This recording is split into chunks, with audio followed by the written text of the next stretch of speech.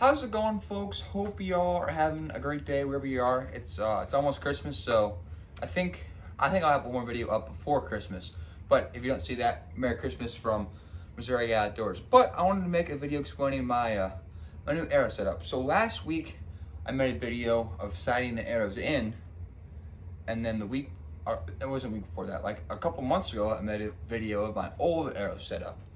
So that was my arrow setup at the beginning of the season. But then I realized that it doesn't really go through shoulder blades. So me and my dad found this guy called Ranch Fairy. I'm sure you guys have heard of him. He does a lot of stuff, like in the hunting public uses it. So, but basically his thing is perfect arrow flight, and then very high weight arrows and very high FOC arrows. So I think my old arrows were maybe 400, maybe, probably, no, they were like, no, yeah, they were like 415 grains or something, which is, and then the weight was not forward center. I had like the 1 grain insert or whatever the factory stock is, and then the 100 grain broadhead. But these guys have a total weight of 585 grains. So that's getting up there. That's a lot more than my older ones. But yeah, basically, I'm not really sure why, but you want to have the highest weight forward of center as possible on your arrows. So the weight spread out all along in the arrow, except you have an option to add a broadhead and an insert to make it heavier. So I have, how many is it? I think it's 104 grains in the insert, and then 150 grains in the broadhead. So that's 254 grains. And I think the arrow is like 330 grains spread out. So my weight forward center is like right there. So you can see that's fairly forward center. It's not, I mean, it is a lot of weight. It's not all the way up there. Actually, I can find one of my old arrows and see how far that was forward center. All right, folks, I found my old arrow. Here it was. It's the Boat Manage 300 spine with a Magnus Stinger 100 grain. Yeah, I think the insert probably like 4 or 5 grains. So that's where that forward center is. Farther than I thought. Like right there. And then this one, forward center is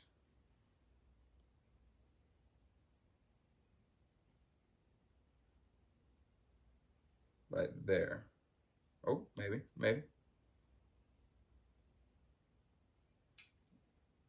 Yeah, so it is a little bit farther forward. Not as much as I thought, but this arrow is heavier as well.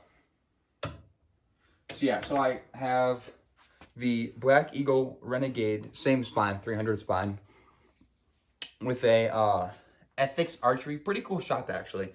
So they send you a package of inserts, and it's, I believe they're 200 grains to start with. And you can chop off a bunch until you get to your desired weight. So what he did, it's called the Ranch Fairy process, is what he teaches. But basically, you put a bunch of different weights until you find which one shoots a perfect hole through paper. So we did that, and we found like 585 was my ideal weight. So yeah, that's what we came up with. So I have the Ethics Archery 150 grain, or 100, I cut it down to 104 grains insert, and then the Wasp, I think that's what it's called, 4-blade 150 grain broadhead. I'm not really sure about it. My dad just ordered them because that's what we were doing. Cause we did his arrows at the same time too, because he wanted to get new arrows. But I mean, it looks fine to me. We made them super sharp. That's another thing Ranch Fairy teaches you, is sharpness here. Let's see if I can get, because of my fingernail there, just how quick it grabs it. Oh yeah, that's shaving off my fingernail pretty quick there. So these guys are pretty sharp. I like them. My dad shot one deer with them. He said they work great. I might want a little bigger cutting diameter in the future, but they'll work for this season. We only got like a month left. So, oh, I also got a Nocturnal lighted knock on there. I like these a lot just because, actually I did a video on this too a while back, but I like these a lot just because, one, you don't lose as many arrows because you can see where they light up, and two, easier to film hunts because you can see the arrow light up. And also, like, even if you don't get it on film, just as a hunter, it'll happen so fast. So if it's like low light conditions or even just daylight, it's hard to see your arrow fly. So if you have the lighted nock, it's just a lot easier to see where that arrow is going. So that's what I have. I did do some calculations though about feet per second. So I've heard like the thing lately is that, or just the thing in general in bow hunting is you want these things going as fast as possible. Or my dad said that's what it was when he started.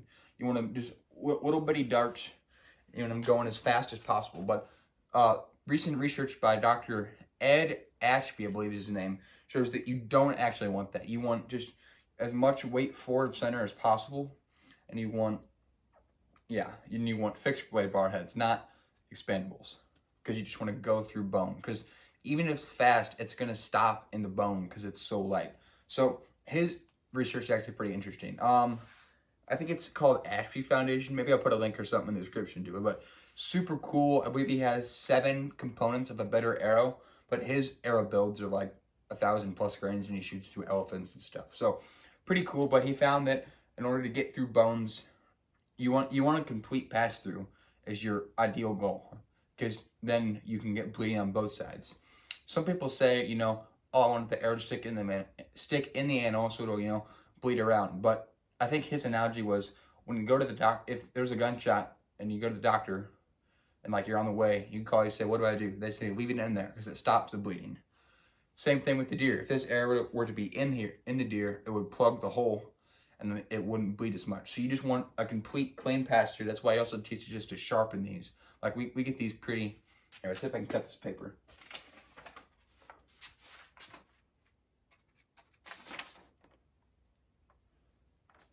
You saw it on my fingernail, but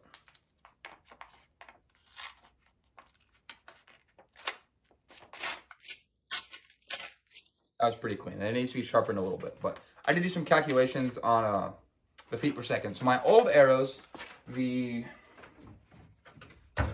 guys with the Stinger, it's crazy. I can feel the weight difference between these. Like this is significantly heavier than this one. But this guy had an FPS of 301, and this guy has an FPS of 244. So that actually is a fair difference. Obviously you still wanted to get there fast because, well, I mean, I've shot deer.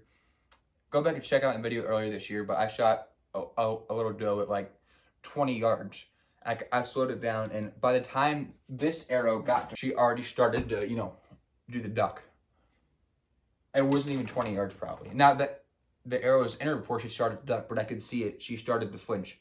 So this is going almost 60 feet per second slower. I wonder what that does. Now, obviously, you don't want to shoot deer that far anyways.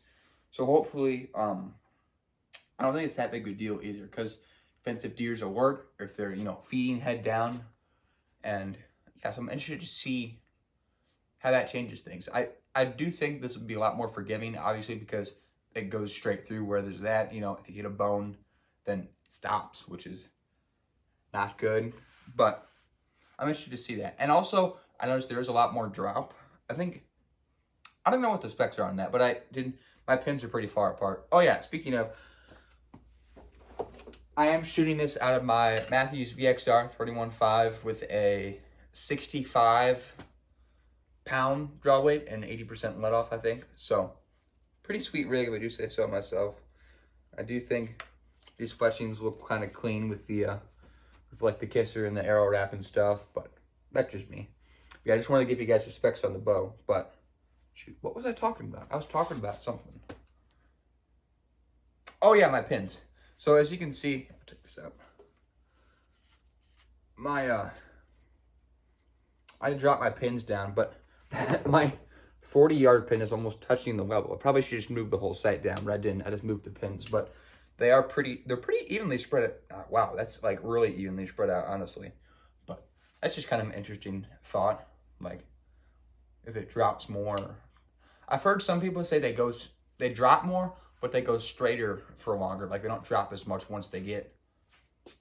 I don't know. Interesting. But I think this looks pretty sweet. And I also like the look of the lighted nock. Like, that doe I shot, I'll put a video here, a picture or something, but you can see like the streak of the green lighted nock going after him. So pretty sweet setup. Just wanted to let you guys know that it really is important that we have heavier arrows. Like, I didn't post about this, but I think I did lose a deer earlier this year because the arrows weren't heavy enough. My dad's done it, and just tracking through the dark and losing flashlight batteries is so hard to do.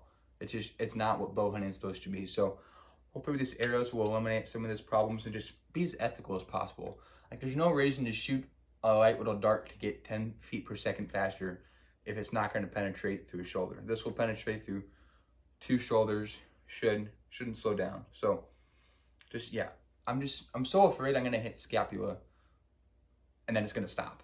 Like, that's not what bow hunting should be. It's not ethical. It's not fair to the animal. So hopefully we can be as ethical as possible with these.